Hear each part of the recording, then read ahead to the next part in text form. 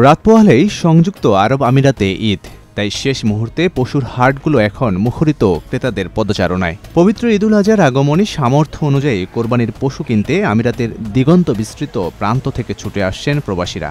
Dubai, Abu Dhabi, Sharjah, Ajman সহ বিভিন্ন অঞ্চলের পশুর হাটগুলোতে গরু, ছাগল ও উটের বিপুল সমাগম চোখে পড়ছে, যেখানে বাংলাদেশি ক্রেতাদের উপস্থিতি বিশেষভাবে লক্ষণীয়। তাদের সম্মিলিত আগ্রহ আর উৎসর্গ এই অঞ্চলের ঈদ উদযাপনে এক ভিন্ন মাত্রা যোগ করেছে।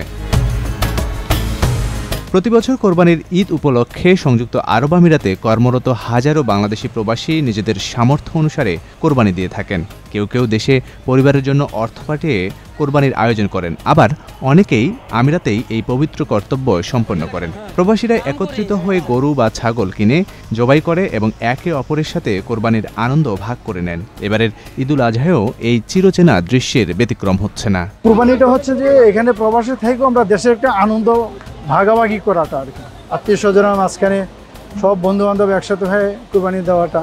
আর কোরবানি তো আল্লাহর হুকুম, সেটা পালন করতে হবে, যেখানে থাকি, দেশে থাকি আর প্রবাসী থাকি। বাজার ঘুরে আজকে আমি ৩-৪ দিন যাবৎ ঘুরতেছি বাজার।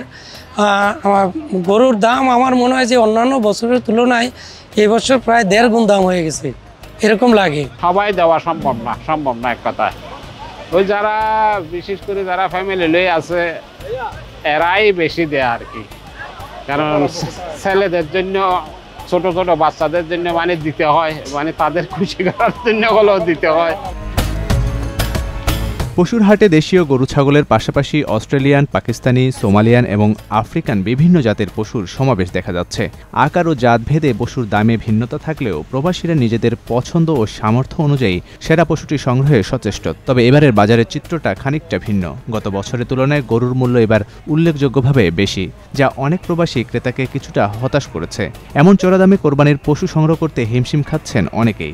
প্রবাসে আমি আজকে ইউএইতে 22 বছর, মোটামুটি 22 বছরই কোরবানি দিয়ে আসতেছি। হয়তো 2-1 বছর হয়তো গ্যাপ যেতে পারে দেশে যাওয়ার কারণে, তা না হলে 22 বছরে প্রায় কোরবানি দেওয়া হইতেছে এখানে। আমাদের নিজেরাই একটা গরু কিনে কোরবানি দেওয়ার মতো অবস্থা না, তারপরেও কোম্পানি পয়সা দেয়, ওই টাকায় আমরা আসি আর কি কিনে নেওয়ার জন্য। আর এবার যে গরুর দাম, মানে ইচ্ছা করলেও অনেকে দিতে পারতো না এখানে। আমাদের মুসলিমদের জন্য একটা কোরবানি, এই জন্য একটু পশুর হাটে আসলাম, একটু ঘোরাফেরা করতেছি, ছাগল দেখলাম, গরু দেখলাম।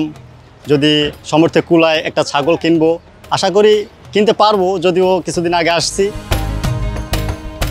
এদিকে ঈদ উপলক্ষে অনেক প্রবাসী দেশে কোরবানির অর্থ পাঠাচ্ছেন, যা দেশের অর্থনীতিতে ইতিবাচক প্রভাব ফেলছে। প্রবাসীদের পাঠানো এই অর্থ দেশের গ্রামীণ অর্থনীতিতে প্রাণ সঞ্চার করে এবং পরিবারের সদস্যদের জীবনমাত্রার মান উন্নয়নে সহায়ক ভূমিকা পালন করে। গরু দেখতেছি, গরুর প্রাইসটা গতবারের থেকে এবারে দ্বিগুণের উপরে। তে আমরা যারা প্রবাসী আসি, আমরা কুরবানি দিতে একটু হিমশিম কাটছি, কেন প্রাইজের বাজেটের মধ্যে অন্য সময় থেকে 1.5 থেকে 2,000 টাকা বেশি আছে। এইখানে না হয় বাংলাদেশে দেওয়া পড়ে প্রতি বছর, এখানে যদি না হয় তো বাংলাদেশে না হলে এখানে। আমিরাতের অর্থনৈতিক সমৃদ্ধি এবং উন্নত জীবনমান প্রবাসীদের কোরবানির প্রতি আগ্রহ বহুগুণে বাড়িয়ে তুলেছে। এটি কেবল একটি ধর্মীয় কর্তব্য পালনই নয়, বরং পারস্পরিক সৌহার্দ্য ও সম্প্রীতির বন্ধন সুদৃঢ় করার এক অনন্য সুযোগ হিসেবেও বিবেচিত হচ্ছে।